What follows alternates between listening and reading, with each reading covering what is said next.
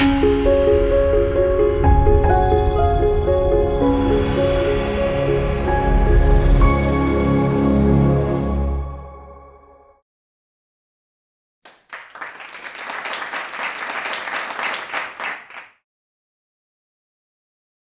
Namaskar, Ankurji, so much for having me tonight and giving me the opportunity to connect with you. Thank you so much. And a lovely introduction. Let me start with one quick thing that you mentioned. My thought process is candid and honest. I'll tell you one thing. I ran for office. I'm not a politician in a way that you are used to. You are used to deceit. You are used to dishonest people. You are used to people who are looking for seats and power and control. I'm not one of those. I'm willing to serve, but on my own terms, meaning no deceit, no dishonesty. So these are the foundation that I run with, whether you like me or you hate me. But I'm not going to change my values, my principle, just to retain in power. And that's what separates me from regular politicians that you have seen over the years and even now, unfortunately. So thank you so much for giving me the opportunity once again. And let me, if you permit me, I'd like to share my screen. I've made a presentation for you for this particular session.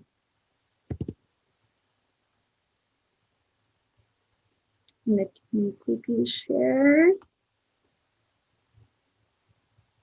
There we go. And let me know if you're able to see the screen. Yeah, it's visible. Wonderful. All right. My name is Purnima Nath. I'm in Wisconsin. As Ankuji mentioned, that I'm in Wisconsin for quite a while. Came here with jobs, have been here. When I came 20 years ago, it was not like that. And I was not necessarily inclined into the political arena. But what happened for the last 6-7 years and especially 4 years, it pushed me to do more than what I was doing. And hence I jumped into the political arena much more than I would have liked to. If everything was fine, there was no reason for me to lift up the sword that I had. And my only sword is this.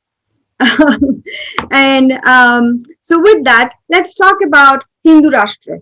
And the topic today is reclaiming the land of Hindus. This is viewed as a controversial topic, but I hope to put my case with you today and hope to make a case that it is not so controversial at all. It's pretty simple, but society made it quite complicated. So let's dive into it. So the way I have organized my talk today, it's in 6 parts. Before we go into the solutions, we will analyze the issue itself. We'll segment it and we'll also establish what Hinduism is, what Hindu land is, and what are the threats that Hindus are facing today. And then we'll look at a couple of case studies and we'll go into solution phase. But I'm hoping this is an interactive session. In between, I'll ask a couple of questions to the audiences today. And then if you could engage with me, that'll be awesome. And later on, I'm hoping that anything that I have probably missed in the talk, we will address those through question and answer. Does that sound good? Yeah, that sounds good. Wonderful. Wonderful. So I will start with a question. Why this topic?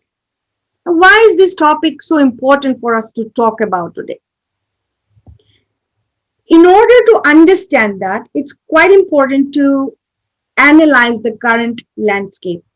So this particular image that I'm sharing with you, I've written an article in terms of attacks on India. And it is not out of the blue. It just didn't happen just like that. It's quite strategic if you understand. It's throughout entire societal level. Every level of the society has been subverted strategically, whether it's media, social media, education, arts, political system, socio-economic system, religious, conversion, no matter which side of the society you look at, has been subverted and deep and broad. So that's why it's quite important that we are today talking about this particular topic. India as a country has 1.3 billion people, 18% of the world population, fifth ranking GDP, Hindu majority. We have, it's a country, a land which allows freedom of religion, freedom of speech, freedom of expression. Yet the country is attacked vehemently, and international agenda is pushing their propaganda against this country. Before we go directly into the subject matter, I do want to wish you happy Ram Navami, Shubh Ram Navami to everybody, and congratulations, India has been named as a country of particular concern by USCIRF, which is United States of Commission on International Religious Freedom. It's a sarcastic comment, by the way. We should not be feeling proud of it. We should discuss about this as well. Why USCIRF feels they're superior to designate India as CPC. If you look at overall, the goal is maligning Hindutva, Hinduism through new terminology like Hindutva. Hindus are maligned as terrorists and extremists, radicals. There are going to be discriminations happening in the schools. It's already happening even in the country like United States. Impact in the jobs is going to be shown soon. The bedrock for Hindu genocide is being laid out quite effectively. Whether it's through anti-CAA resolutions, casteism, Kashmir riots, protest, academia, doesn't matter. These are all irrelevant.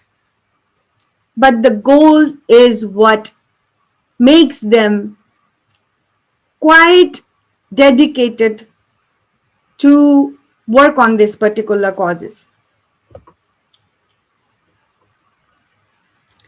So we just talked about India as a CPC, but why United States or most of the anti-India forces in United States and elsewhere interested in designating India as a CPC? What does it do for India? Do you think our foreign minister, Dr. Joy Shankar, is going to accept it? Do you think our PM Narendra Modi is going to accept it? No, of course not. But then what is the point? I give you two ideas. Number one, if you have followed US election in November, you know that cheating and deceit is not a concept of 1400 years old. It is happening now. In this election also that happened. So election did happen, but did our voice count? No, of course not. What is the point of designating India as a CPC? It's because if United States does it, they're hoping that other Western countries will join hands in order to designate or put sanctions on India. It's going to impact on trade, it's going to impact on labor, it's going to impact on product and services, whether India wants to accept it or not. Above all, it's the reputation also. If you malign India, you malign Hindus. You malign Hindus in India, you malign Hindus globally. And we'll talk about it in detail later on. But as I said, the establishment of a bedrock for Hindu genocide, which is another round of Hindu genocide, has been placed and it is effective. ask though, why attacking India and Hindus? What is it for them? What does a West gain out of attacking Hindus and India? Let's look at that a little bit closely. Global Hindu population is 1.25 billion. But notice 97% of global Hindu population is concentrated in India and Nepal. Out of it, Nepal only has 2.8%. Rest of the countries makes 3%, including Australia, United States, UK, and etc. Not much. And they're very sporadic, very distributed, not influential. But if you look at influential Hindu population is in India and Nepal. And you also see in the slide that if there's a trend that Hindu population, there is a noise coming up. I would really appreciate if you're not speaking, please go on mute. Wonderful. If you look at the Hindu population, according to this Pew Research Center survey, says Hindu population is going to go down a little bit, 14.9% in a few years. But keep in mind, take this survey with little grain of salt. There are several factors which is not taken into consideration for this particular survey. The trend that we see, I do not see that this is going to go down to 14.9%. I actually see that the Hindu population is going to go down further down to at least 10% or so. That's what I think. But considering the trend of today's, all right. Now, it will probably make a little bit more sense if we look at this map visually where Hindu population is concentrated in Southeast Asia, in India. Rest of them is sporadic elsewhere, and we have a little bit of Trinidad and Tobago area over here. But if you look at from a perspective, why attacking India? The question that we are asking or trying to understand, why attacking India and why Hindus? If you attack India, you are attacking Hindus. That's a direct correlation. So if you cross India out of the entire map, these Hindu population and elsewhere like United States or UK or Australia, it's very minute and insignificant. And most of the next generation, second and third generation Indian named, Hindu named people have very little connection to the land of India. They don't know what Hinduism means. They are halfway converted already. Very liberal and secular kind of thought process they bring in. So whether you convert them to Islam or Christianity, it really doesn't matter at the end of the day. So targeting India, meaning most of the Hindus globally are stateless Hindus as well. Very easy to convert. So targeting India makes sense. All right. Let's look at a comparison here. If you look at the Hindu population on the top versus Muslim population globally and Christian population globally, what do you see here? What do you think is happening over here? Anybody wants to give me just a quick idea?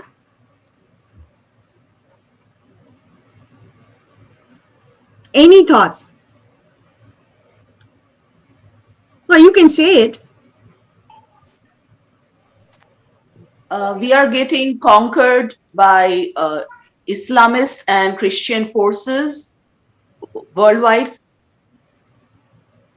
Well, see, I mean, in Hindus, the people like us, like Hindus, Hindu named Hindus or partially Christian, partially Islamist or secular, let's say, don't have no connection to India. They're already convertible, let's say, right? Quote unquote. If you impose this three maps together, it's pretty clear as to what's happening globally. As you rightfully said, the conquest of land is quite important for two religions, which is Christianity and Islam.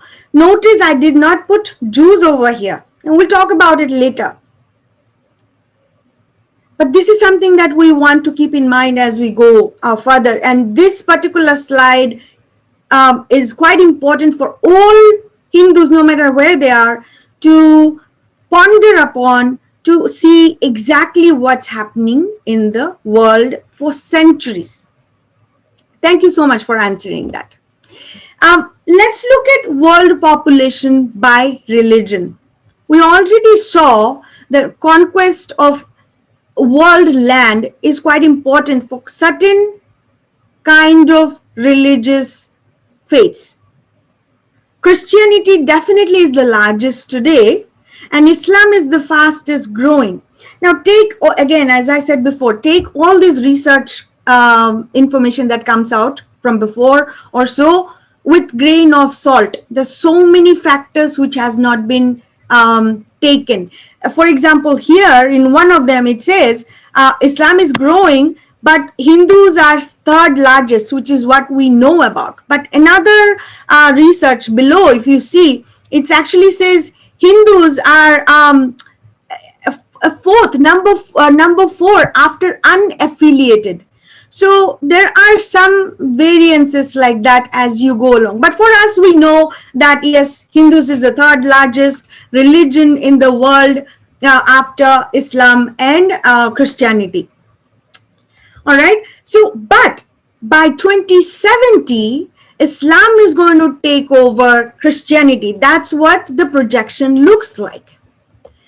World population, and from a control perspective, if you look at where the concentration of people are, the top chart shows China and India. We all know India is the second largest populous country today, right? But by 2065, and I believe it's more than that, perhaps 2050s or so, the world most populous country is going to be India. That is the trend. So now let's look at India again. India has the democracy. And what is the definition of democracy? That means you are free to practice your religion and faith. You have the freedom of speech. You have the freedom of expression.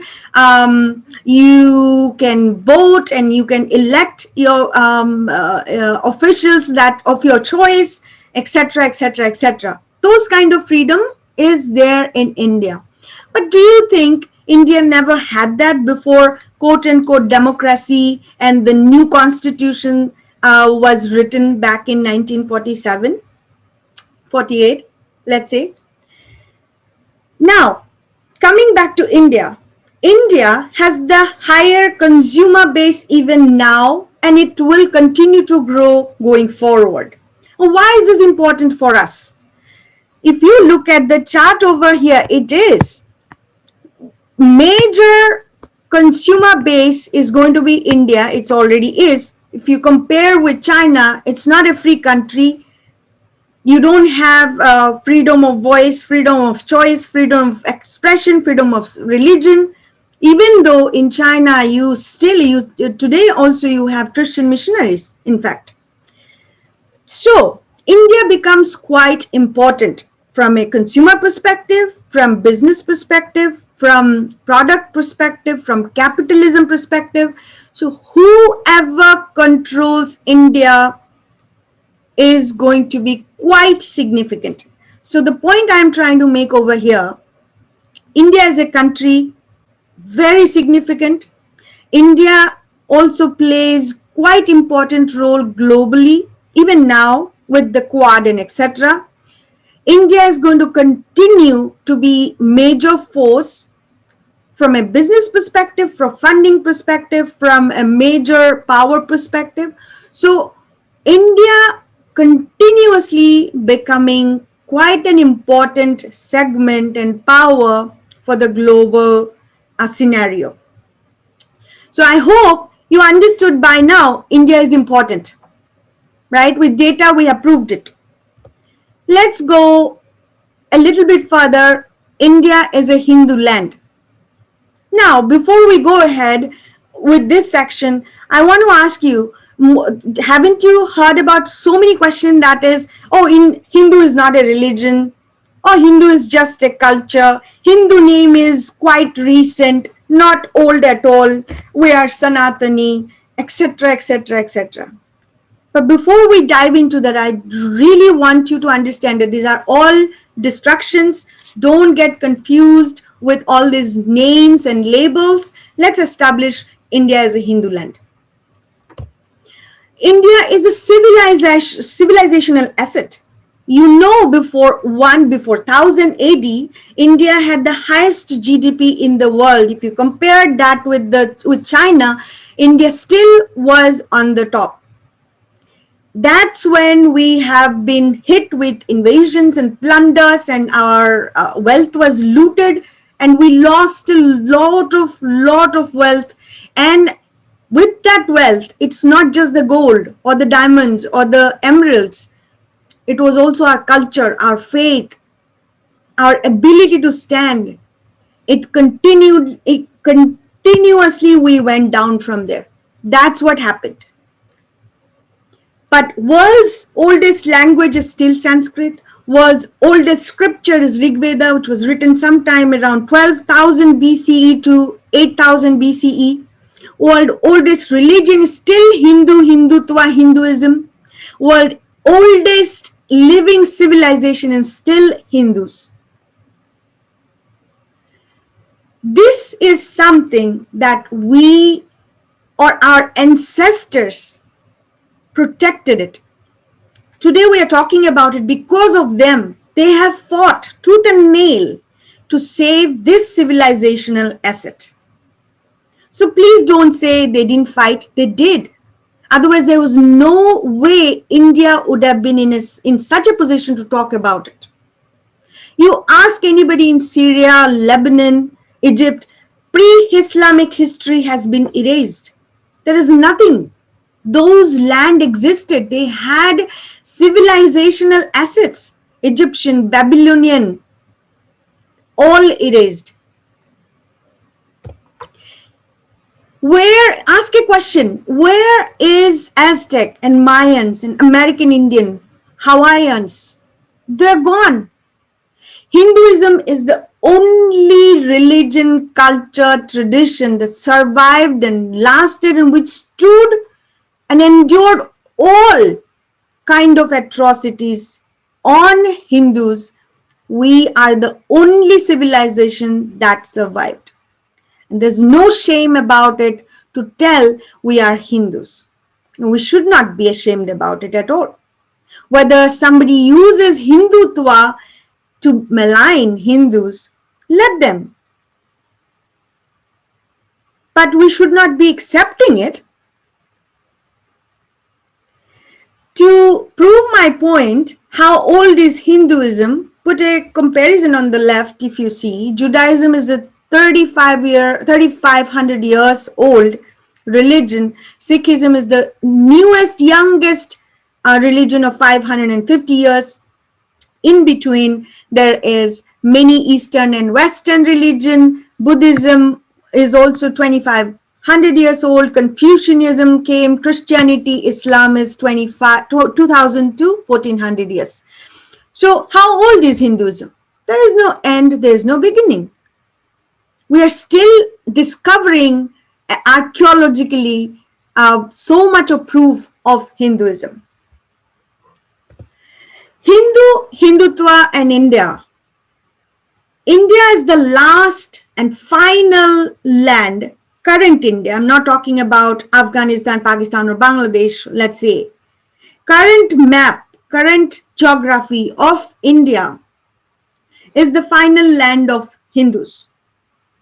Back in the days, many thousand years ago, the entire civilization used to be known as Sindh, Hind. So if somebody calls Hinduism is new term, reject that, because even if it is a new term, it's still 5,000 years old. It's still older than 25 100 years old. It's still older than 3,500 years. So it's okay if it is not Sanatani. If it's called Hinduism, Sindhuism, Indusism. How does it matter? How does the name matter? It doesn't matter to me. It shouldn't matter to anybody else. Because these are little things that they are trying to confuse us with. Jews have Israel. Muslims have Mecca. Christians have Vatican. What does Hindu have other than the holy land of India? But the goal of the enemies of Hinduism and Hindus and India is to disconnect Hindus from the land of India. We already established before why India, why attacking Hindus. Understand the connection of Hindus and land of India. If you are anybody able to disconnect India with Hindus, Hindus are finished. That's it. So it is important for all of us to establish and to know and understand that Hindus, Hindutva, India, Indus cannot be separated from the land of India, which is Indus Valley.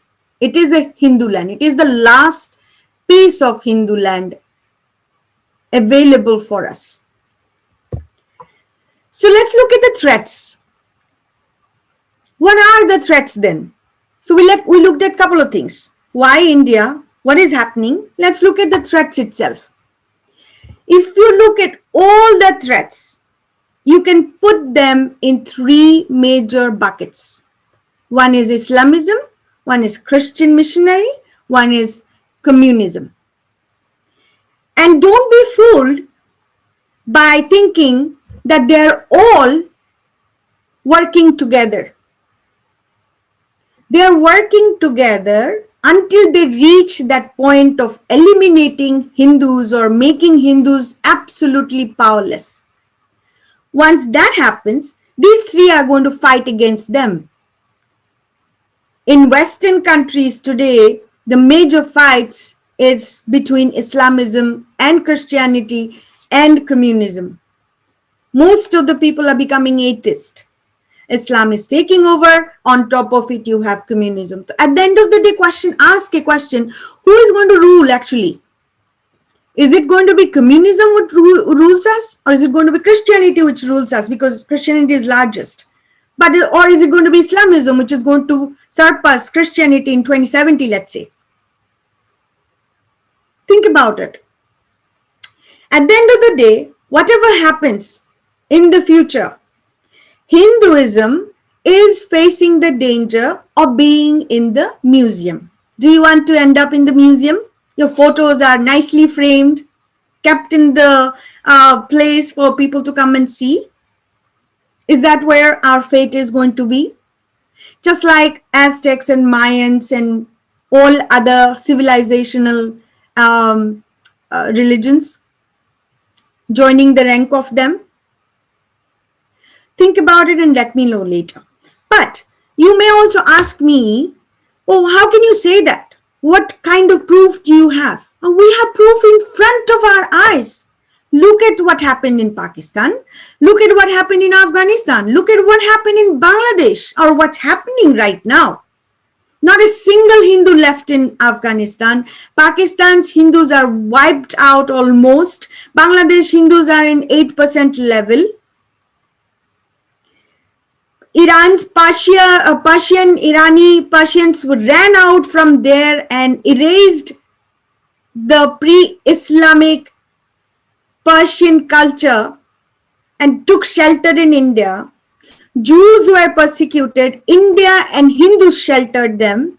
Look at Syria, look at Lebanon, look at Iraq, look at all over the world what is happening. And yes, I can definitively say this is the goal of Hinduism's enemy, to make sure the Hinduism ends up in the museum. All right, you make a decision whether you want to be part of it, you want to join the rank of other civilizational religions.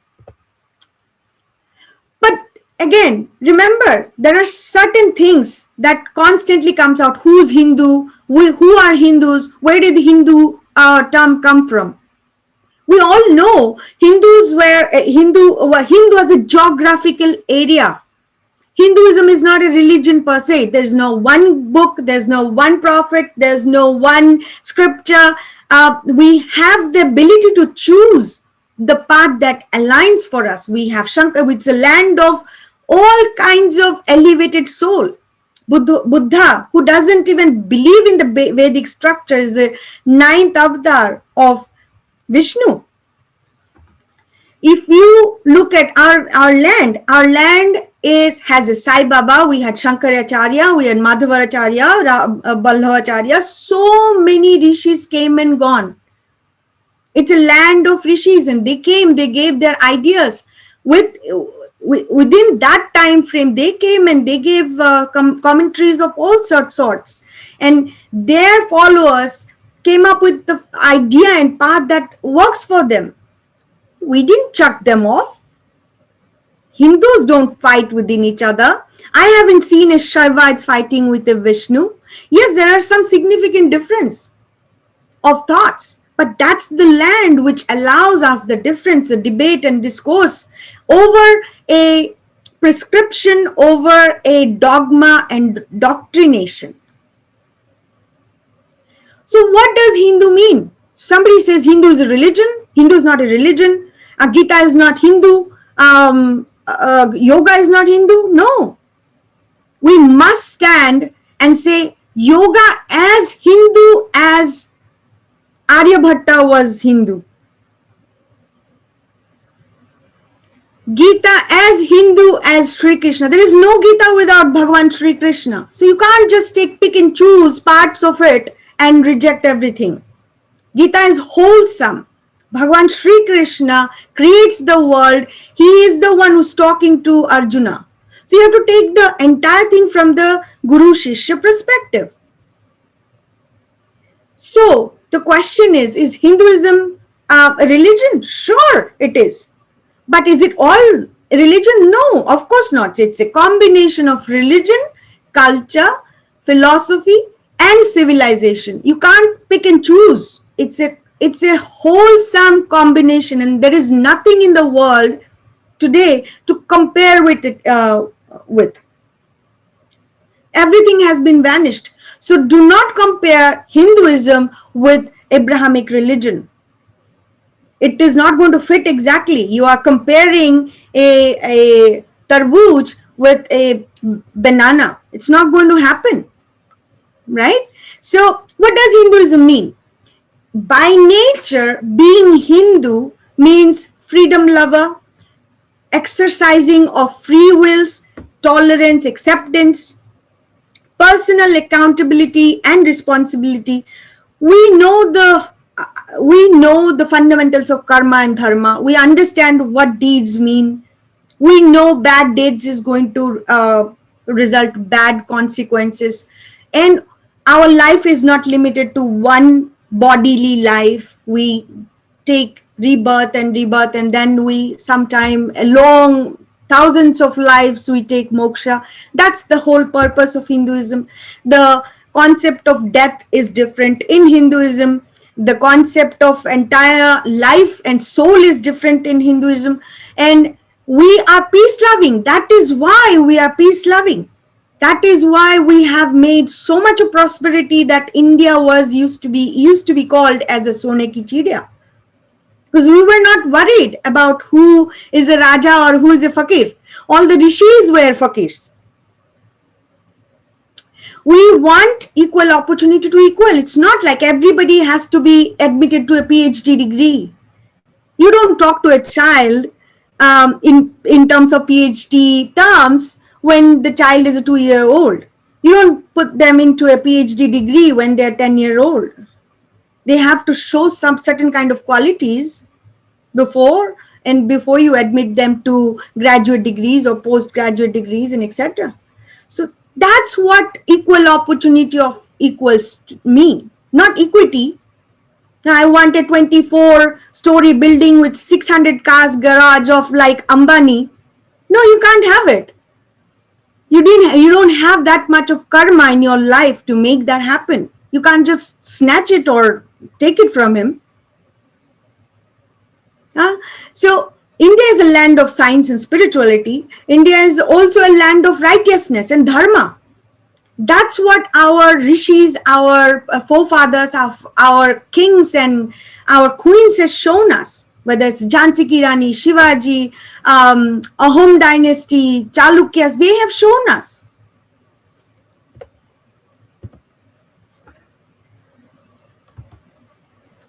My mouse doesn't seem to work. And it's stuck. There we go. All right, so we're looking at the threats. As I said, no matter what you look at, all of these threats can be categorized, in broadly speaking, in these three buckets. All right, and we spoke about it. Remember this particular slide we saw before, how India is getting attacked in all different fronts. Here I kind of put a little bit of details information in terms of what are the terminology which is used and how we are attacked. For example, if it is politics, appeasement, you talked about it, Ankurji, before. If it is media, they scream about democracy is in danger, secularism in danger, and history and arts, education system is teaching about Hinduism, or for example,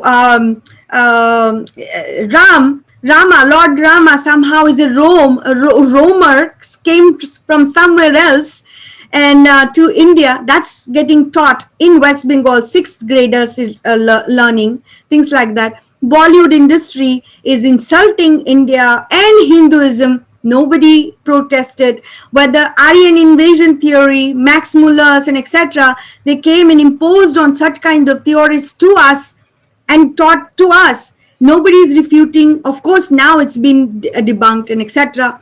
At the end of the day, Hindus are maligned internationally with the word called Hindutva, and maligned as a radicals, extremist, terrorist. And it's not out of the blue. Now, the goal is to vilify Hindus, Hinduism, and India, glorify the invaders, and also tie everything that minorities in India are in danger. Secularism in danger. I want you to take a look at this particular slide. Does it look busy? Yeah, it does. Okay, then I accomplished my goal.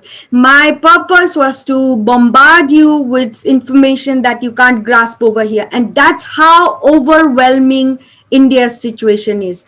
Whether you talk about New York Times, Washington Post tells you Abu Bakr is a religious scholar, but our Yogi Adityanath is a militant Hindu militant monk. Whether it's a Huffington Post tells you a Riaz Niku, who is a teacher, but not a terrorist, of course. They can target Ganesh, but not Eid. They can wear saffron and take cross to fool the Hindus in the villages. They can make and glorify Tipu Sultan, who killed thousands of Hindus. They can slit the throat of Rituparno. This is the guy who was slit, his throat was slit in Assam not too long ago. Your Prime Minister Manmohan Singh's daughter can work in an organization, George Soros. Your temples can be ruined and mosque can be created on top of it. Tell me which church you have gone to where you keep your shoes outside. This is the temple. Shoes are outside, and notice what is placed in. Similarly, there is a temple right here on the bottom of the screen. If you see, there is a cross on top. Whether it's halal economics, whether it is Ajay Pandita whether it is Shah Rukh, whether it is Time magazine telling us Narendra Modi is the divider in chief, whether it's Rinku Sharma who has been backstabbed, it doesn't matter. It doesn't matter. All these are side effects, I say. But it is overwhelming for all of us to connect the dot. And today, I hope I am able to make you a case that these are individual incidents, but go one step behind and see how they all connect. Whether it's targeting Hindu festivals, Holi was targeted by students here, democratic students from 40 plus universities, including Ivy Leagues. Audrey Trushke is quite famous for her Aurangzeb glorification in Rutgers University. She blocked me in her Twitter, by the way. And she blocks anyone who questions her. They are saying the Bhagavad Gita actually supported mass slaughter, rationless mass slaughter. This is what's happening in the United States, by the way. New York Times published Modi founds temple on mosque ruin. This was happened when Modi inaugurated the Ram temple. Chicago were about to declare India anti-CA resolution. They started sometime last year, but somehow that has progressed this year. And some of those Hindus in Chicago were able to fight tooth and nail, and this never passed. But don't think that this is not going to come back again. It's going to come back again through another alderman, another city official. They're going to start to make sure to frame it in a different way and pass the same resolution anyways. There's several democratic cities are doing that. So when I looked at it, there were 7, including my own city. I didn't even know there were 4 people in that call in a situation. Nobody knew this alderman passed this anti-CA resolution in my own city. Nobody knows. Everything is happening under the table. Media, we talked about targeting, whether it's festival, whether it's Hindus nationally, and recent saga of farmers' protest connecting Rihanna and Greta Thunberg, toolkits, and Jagmeet Singh from Canada and Meena Harris from United States. You have seen all this. So this is just to give you an idea of what's happening. Before unrest was came into the streets, there was a massive planning, there was a toolkit, all these major social media influencers were part of it, including politicians, and they took that talking point, put it in there, riots happened, they wanted India to retaliate. Modi is very clever, he didn't retaliate, that's why he saved a lot of face as well as his reputation, but at the end of the day, he didn't save the grace either. India is still declared as a CPC. Now, India at a glance, the threats that we just talked about, India is attacked from all angles. The arrows are hitting India's front, back, top, bottom. And it's painful for me to even see from here, witness from here too. Hindus have been bleeding. India has been bleeding for 2,000 years. And my one request to all is for us to understand that time has come to finish this endless wars, make sure that our land, our faith, our culture, our dharma, our civilization is protected. Now let's look at 2 case studies quickly. First one we will look at is Nepal. Nepal, as you know, was the only Hindu country. Now understand the difference. 95% of world's Hindus are in India. 2.8, about 3% of Hindus, world Hindus, are in Nepal. India is Hindu majority, not a Hindu state. But Nepal was the only Hindu country, Hindu state until 2008 by law. In 2008, Communist Party of Nepal, Maoists, took over. First thing that was done was abolishing Hindu Rashtra and put a secular state. And the name from the Kingdom of Nepal became Federal Democratic Republic of Nepal.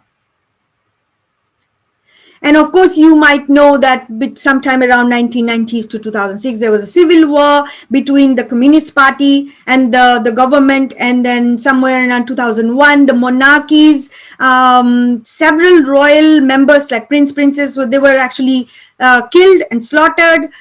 That's how the Communist Party had taken over. Now let's look at a comparison from a perspective of India.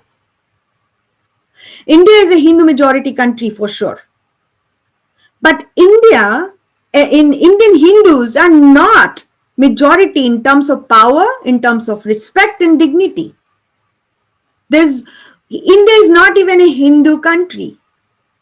And secularization of the constitution was done in 1976 by Indira Gandhi. I do respect her for being a woman prime minister of a country that long ago. I do respect.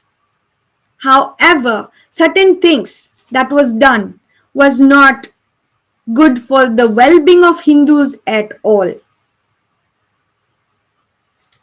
Let's look at Israel.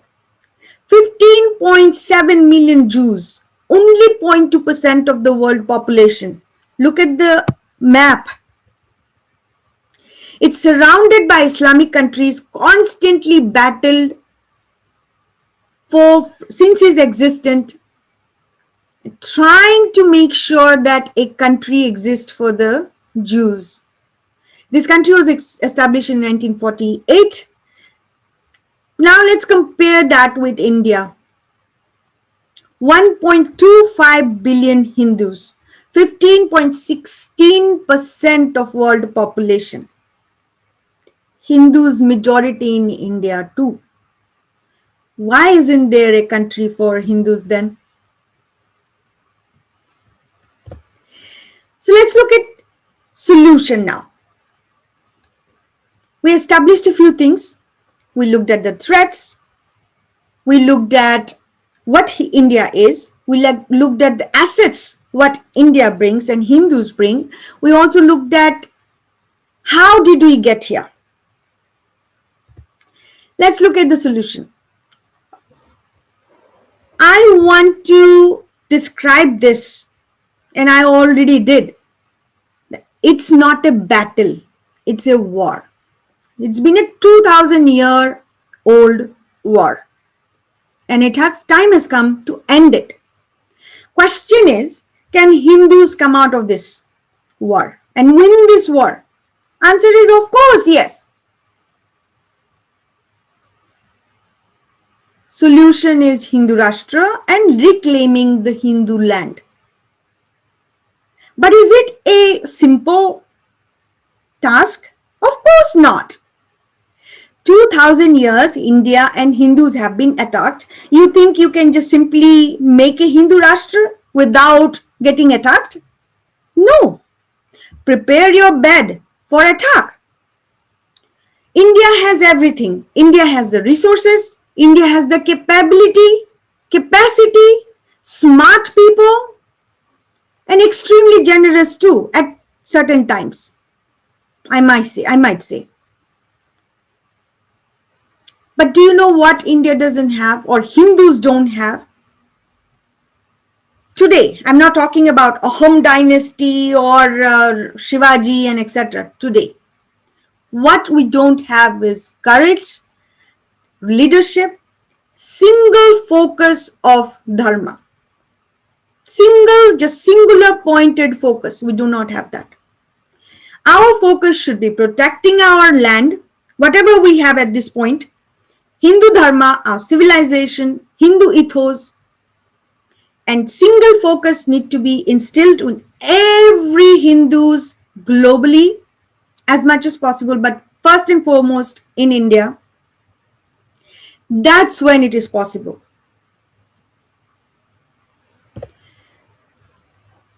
So let's see, one question I would like to ask you guys. Tell me, we already know that we are going to get attacked. Tell me, what are the questions that will come? If we say Hindu Rashtra, how do you get counter-attack from media, your friends and secularists and etc.? What do you think we will get attacked by? We are made to feel guilty, first of all, for even thinking about having a Hindu Rash. Right? Okay, go on, go on. That's a great point.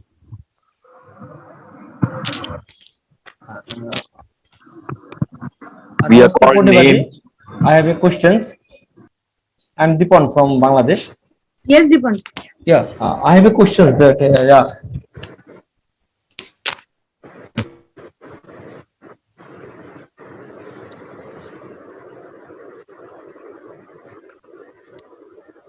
While Dipan is looking for something, let's continue this discussion. What do you think we will be getting attacked on? We are becoming communal. Beaten down like Rashmi Sawant from the Oxford University incident. Yes. So discrimination. Discrimination, yes. Right. Of course. What else? You will be called. We are becoming communal. Okay. All right. What else? What will happen to Chacha Nehru's secularism? Sure. So secularism in danger. Okay. What else? This will be seen as a first step for minority genocide or something like that. Right. Minority is in danger. Right. What else?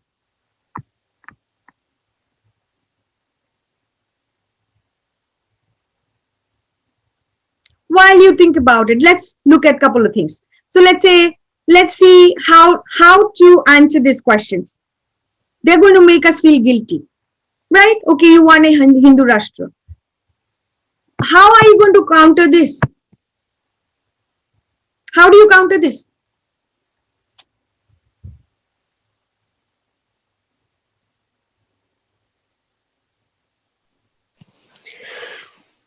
Namaste. Yes, ma'am. I'm Mona Vijayakar, and I'm the founder director of India in Classrooms. I wanted to congratulate you and thank you for this very, very interesting, engaging, and informative and inspiring talk. Thank you, ma'am. My biggest observation, my greatest observation is that we Hindus are our greatest enemies. Because I have been here, I feel your angst. 30 years ago, I started this, this turmoil began within me as a new immigrant to this country. My children went through this whole system, the school system, and I basically spearheaded the movement to change the textbooks. And that is when I first experienced discrimination from my own community. Not one person stood beside me when I asked the school to correct what was in the textbooks.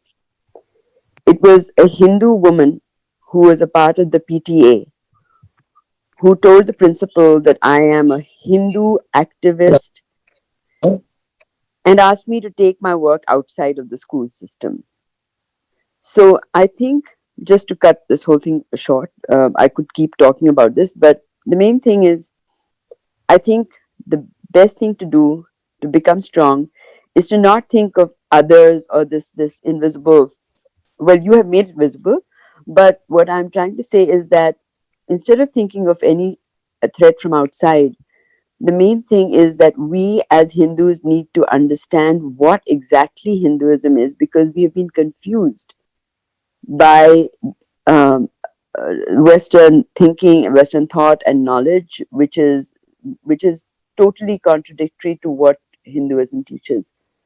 So I think it's important that we begin, and this is what India in Classrooms did attempt to do, to go to the grassroots and to bring an understanding in all the schools in the Bay Area, one classroom at a time, one child at a time. Okay, ma'am. And Thank you so much. I'm sorry, yeah, I don't mean to take up too much of your time. Yeah. No, this is awesome. I think you answered the question that was asked. What do we need to do? And you answer the question is become strong. No, don't worry about who's going to think what. So the Thank first, I've written down here 5 points. So if you think about any other points, let's discuss. But quickly, let's go down the list. Guilty. They're going to make us feel guilty. So question, and so let's answer this question very quickly. How do you counter this?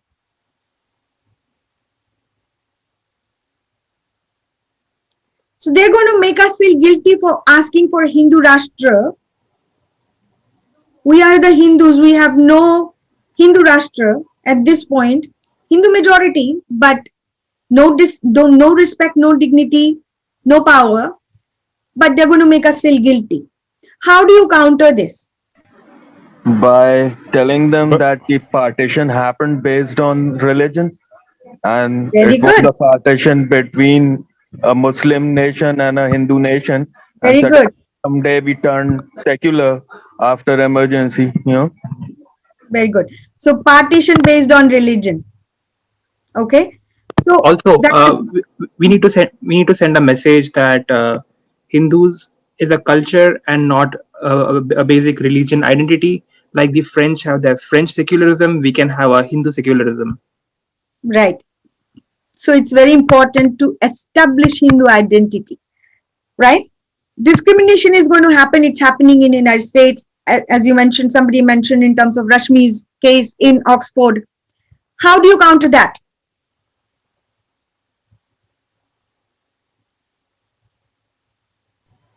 I think the first step of countering that narrative is not feeling guilty at all, and being rock solid in your position and your logic. Solid position. Now, let me ask you this. We have seen so many things in this particular talk in terms of who is targeting and why they are targeting, and we have seen what's the world population is also going to look like, right? Why do you think they're going to take your facts? Why do you think they haven't taken the facts for 2000 years? If they were going to take your facts, why didn't it work for 2000 years, 500 years, even 100 years? Why didn't it work? Why do you even think that this is going to work now? We are a religion of inclusivity. We never expected an attack on us as a culture or a religion. We were not prepared. No, that's yeah, in a way, yeah, you are right. But at the end of the day, you see how Shivaji fought, how Ahom dynasty fought. They are not taught in the schools. How Rani Lakshmibai fought against the British in 1847. So no, I don't think whether they're ready or not, they knew how to stand up for their culture, their religion, their land, and they fought.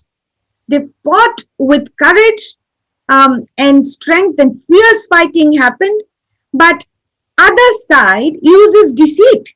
Other side uses lies. Then how does Hindu can fight with facts? We are fighting with peace. We are fighting with facts. How can you fight when the other side is completely changing the rules of the game? That's not how the fight used to be before. We have to restore our education system back to what it was, or at least bring it closer to Dharma. Dharma, okay.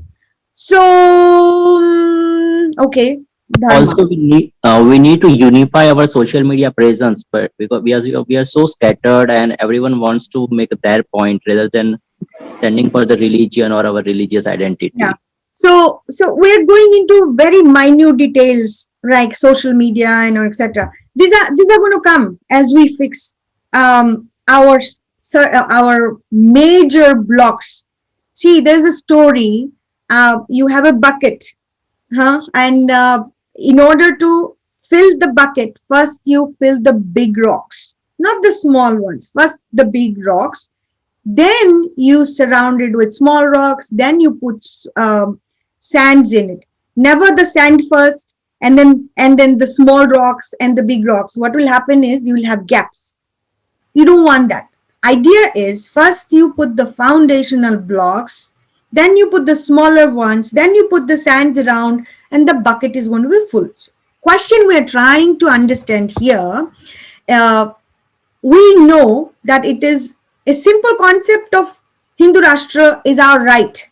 First of all, understand that you are asking not just because you want to ask. You have a right to establish Hindu Rashtra. Why? Because there are many states, Christian states, many Islamic republic. Now there is 56 Islamic countries in the world today. 1/3 of the countries and land. You might understand that. 197 countries, most of them Christian, 1/3 of it is Islamic. You have Buddhist countries, one Jew country. There is not a single Hindu country. At the end of the day, Hindus are also getting attacked from all sides to be vanished, erased, eradicated. So it is your right to ask and demand and want, not because you want it, but it is your land. I am in America. America is a Christian land. The day American Christians is going to tell me that you are Hindu, you can't be a Hindu in this land, my freedom is ended at that day, on that day. But 20 years in this land, it was never a problem so far that somebody has looked down on me because of my brown color or my women gender. But this has been seeped into the society. Today, I am a woman, I am a brown color, I am Indian American, I have so many identities. Unnecessary. If the society goes down the drain, that one day a white American comes and tells me that you are a brown Indian American, you have no place over here, my freedom in this country is done. It's over. But until that day, I'm still free person in this country. What I'm trying to tell you is Indians and Hindus are by nature freedom lovers. They don't interfere. India is Hindu land from ancient time. You do not have the time for another 2,000 years or 1,000 years or 500 years or 100 years or even 50 years to claim it. You will not exist in 50 years. Hinduism is not going to exist. The force has amped up. So it is your right. You deserve it. It is your land. It is your culture. It is your ethos. So save it. If it is not you, who's going to do it? I can't do it from here. I can try my best. I'll do my best. But it is you who has to take the baton and make sure it happens in India. Now, something else. Jews, worldwide Jews, only 0.2%, little bit of population. Every Jew has an entry point to Israel. I'm an American citizen today. Whether I was born in India or not, irrelevant. India is not going to take me right now. Do you see where I'm going with that? India does not have a concept of dual visa or dual citizenship. So no matter where I end up, I'm an American citizen. I do not belong to India. Whether my family is over there or whoever is over there, it's irrelevant for me personally. What happens to India should be also irrelevant for me. But that's not who I am. Understand the complexity over here. All the Jews, no matter where they are persecuted, they can go to a Jew's land. Today, if a Hindu in India is displaced, a foreigner like me, American citizen, where do you think we are going to go? Indonesia? The highest Muslim country in the world, the largest Muslim population in Indonesia. 12.9% of Muslim population is in Indonesia. So, long story short, I'm not the same as you. You are in India. You know what you're going to lose. I don't even have a home right now. If something happens to me over here, India is not going to take me. Of course, I have to apply for asylum or something else. Through visa, they might accept me. But I do not have a direct entry to India. None of the people who lives over here, United States, UK, or anybody who is the citizens of other country, Indian born, Indian American, Indian British, Indian Australian, they don't have automatic entry to India. So we are outsiders to you. All right. You decide whether you want a Hindu country or not. If something happens to me, of course my family is over there. I would like to go over there. That's my first choice, right? But at the end of the day, whether India takes me or not, it's different. It's not a question we're trying to solve over here. Make sure the 80% Hindus or 79% Hindus that lives over there stays Hindu, and they're proud of being Hindu. They can retain their temples, retain their education system, retain their faith, retain their Hindu ethos. They are not ashamed of it. If you are ashamed over there, we are going to be ashamed too. So let's go back again. They are going to tell us guilty. They are going to make us feel guilty. Do not be, because there is no reason for us to be guilty at all. It is your right to ask for Hindu nation, and it was a Hindu nation. It was secularized. It is a free country, but it is not free from the communal pressure of making Hindus eradicated. Discrimination is happening here and it's going to continue, but it's going to solve if Hindus in India become stronger. You have to hold your ground. Simple. Very simple. It's hard to do though, because a lot of pressure, as Monaji was saying before. There is going to be more Hindus who's going to be against you than the other community people. They have brainwashed these people so heavily, it's hard to watch. They're going to tell us we're communal. We'll look into this later actually. We'll solve this right away. Secularism in danger, minority is in danger. So let's look at the next slide. I'll show you and give you answer for all this. Can somebody tell me which country Hindus invaded? How many countries Hindus invaded? Can anybody give me a number? 0. Very good. Can anybody tell me how many other faiths people were forced converted, not converted, forced converted into Hinduism without their consent? How many? Do you know anybody?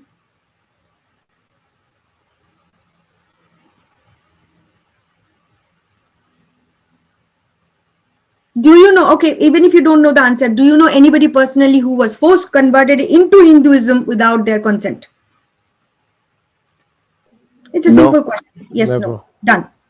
Right.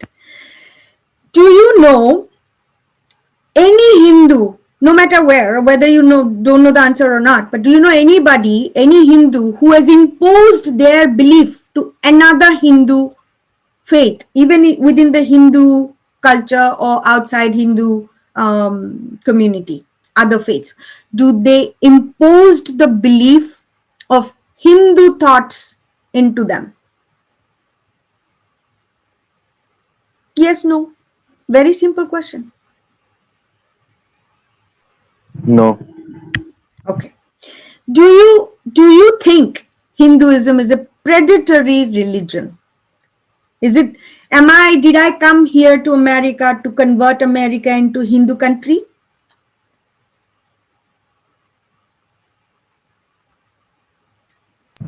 I don't think so. Okay, good answer.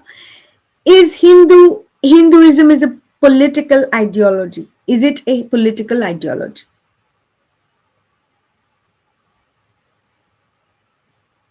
No. Now let's go back to Hindus tolerate. So we looked at how long Hindus have been tolerating.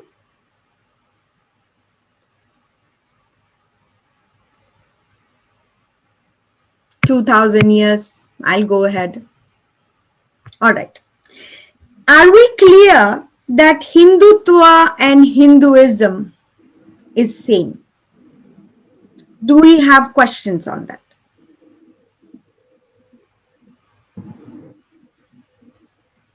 I think in the political scenario, Hindutva is more political than Hinduism as a religion. I think that is how it is seen Okay. in general. Yes, we talked about identity, Hindu identity. Yes. It is up to us how to define. Now, let me quickly tell you. Tattva is a Sanskrit term. Tattva means it aligns to the 5 elements of our existence: earth, ether, water, fire, air. These are 5 elements we exist with our body. 70%, 72% water, 12% earth, 6% air, 4% fire, and rest is ether. That's who we are. The time I die, somebody burns me, cremates me, I will have this much of ash. If I'm lucky, my ash is going to be flown into the water, let's say. Hindutva is a Sanskrit name of Hinduism. Ism is an English word to define some philosophy or concept and ideology and etc. So the state of Hindu, which is Hinduness, Hindutva, and Hinduism, it's no different. Ism is not the right way to describe Hinduism either. Hindutva is the right way because it has the Sanskrit word in it. So we should understand the difference, that at this point there is no difference between Tattva and Ism, and anybody who's using it as from a political standpoint, stand against it and tell them Hindutva and Hinduism are same. They're using this to confuse you. And of course, that's why the answer is, yeah, political term is different. No, there is no difference in here. Now let's look at the nature of Hindu. By nature, by our dharma, by our karma, by our virtues, 4 principles of dharma, artha, kama, moksha, we are focused on our spiritual journey, individual journey, karma, deeds, and dharma, righteousness. We have never attacked a foreign nation. We have never attacked a foreign country, never attacked any other faith. We have actually given shelter to Parsis and Jews. We have sheltered Dalai Lama from Tibet. Since 1959, he is in India peacefully living and preaching and making sure his Buddhism grows in India. So who are anybody else to tell us we are intolerant, tell us we are radical, tell us minority is in danger, tell us secularism in danger, tell us we don't have responsibility, tell us about democracy is in danger? Who are they to tell us? If, let's say, nobody is perfect, and at the same time I will say Hinduism probably is not perfect either. Maybe everything is not going to align with you. But who are they to tell you you are imperfect? Can't you, or don't you have the ability to figure out what is right for you and what is wrong for you? So you are allowing foreign thoughts, 170 years old communism, 1400 years old Islam, 2000 years old Christianity, to tell you Hinduism sucks, tell you Hindutva is political, tell you India's democracy is in danger. So to me, at this point of time, put a full stop in it. We do not care who says what. We have to be strong and be unapologetic about it. You be tolerant. We have been tolerant for 2000 years. And our ancestors fought tooth and nail to save our land, whichever land we have got right now. We lost 822,000 square kilometer during 1947 division. Major part of Harappa and Mohenjo-daro was given to Pakistan, and it is not out of the blue. Our civilizational land was given to an Islamic state. Understand that. It will help you all understand where we are and how did we get here. That doesn't mean, tolerance doesn't mean we become a doorstep or doormats, let's say. Anybody could come and constantly run over you. Tolerance doesn't mean that. So let's make sure tolerance and acceptance is great. Peace and prosperity is great. Vijayanagara was prosperous community and city wiped out in 15th century in a fraction of a second. Prosperity couldn't save our dharma or our land. Sone ki chidiya was wiped out. Today we have no wealth. Our Kohinoor is sitting in London. So do not bow down to the mobs or terror of predatory agenda. And hopefully through our talks, we have established that today. My solution is Hindu Rashtra must be claimed, and Hindus have to be unapologetic because you deserve it. It is your land. There's no third party has any right to tell you what is right for you. Simple. Religion perspective, Hindu festival must be protected. You have PETA type organizations targeting Hindu festivals, not other faiths festivals.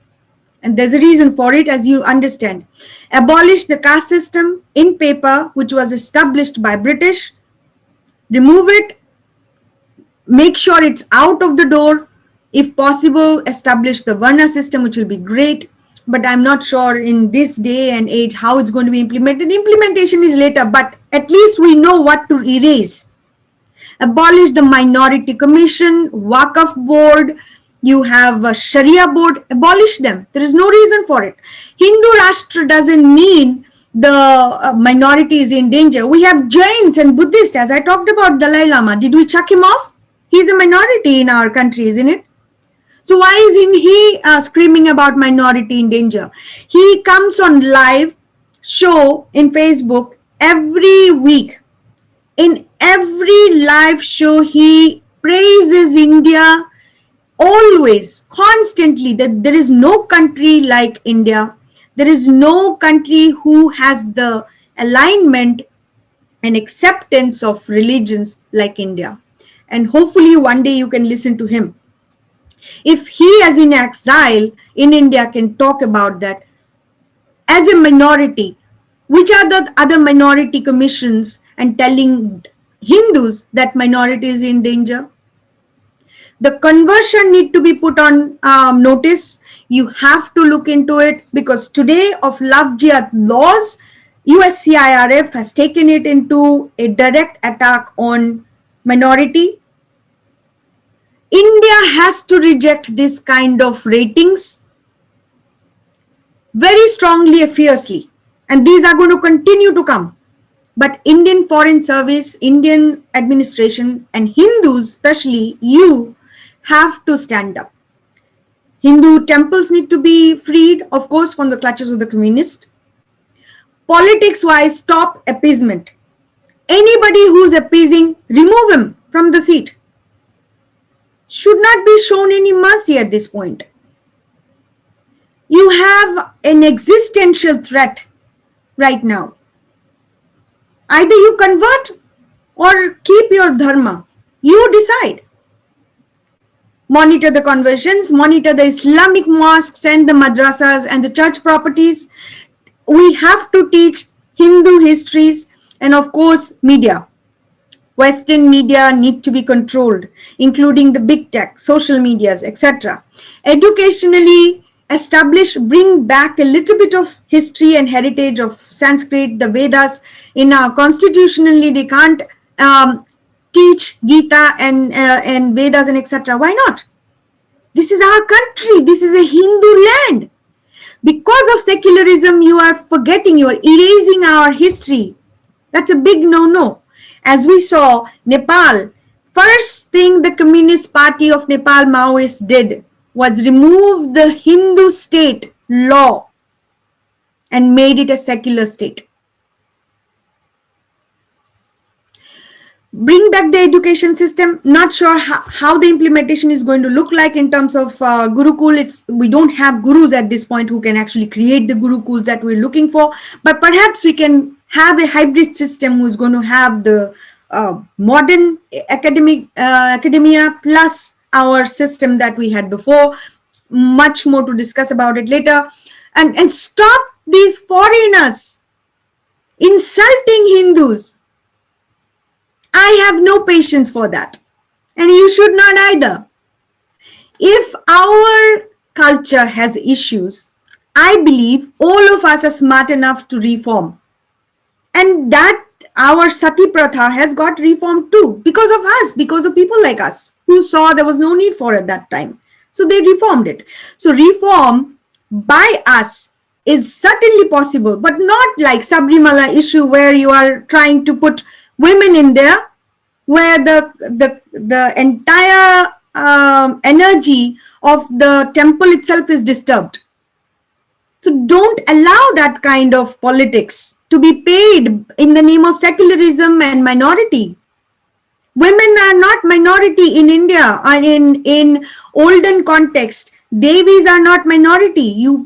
We just finished Navratri, and Ram Navami is today. So women are worshipped in India. So don't think women are second-class citizens. They are not. They've made it like that. Burqa or veil didn't come to India until Islamic invasion. They were trying to save girls. Anywhere the girls are spotted, they will pick them up and go rape them, and whether kill them or put them into haram or sell them naked in the bazaars. So we have so many ways to fix it, but we can only do it if we are focused on singularly on one concept only: protecting our land, our dharma, our civilization. That's it. So let's recap. Lot of things we discussed. Hindus do tolerate. It's because of our teachings, because of our nature, we tolerate. But Bhagavan Shri Krishna didn't tell Arjun to not to fight, not to get out of the battlefield.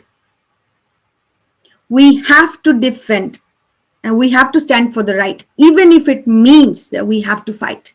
Let's fight. Hindus never forced converted anybody, never invaded any nation, never imposed beliefs. So Hindu country doesn't mean minorities are in danger, but minorities who doesn't respect our history, heritage, tradition, culture, and insult us certainly are the problem. They are the problem.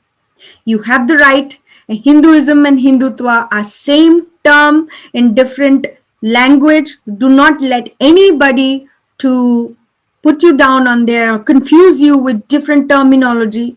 They're using it very strategically. We have to stand. So finally, takeaway from today's session is Hindu Rashtra is need of the hour. Reclaim our Hindu land, protect Hindu land, Hindu Dharma, and Hindu ethos. Act quickly. You don't have 50 years of time, and be unapologetic. With that, thank you so much for giving me the opportunity to connecting with you, and I look forward to hear your thoughts and comments. Thank you. Thank you,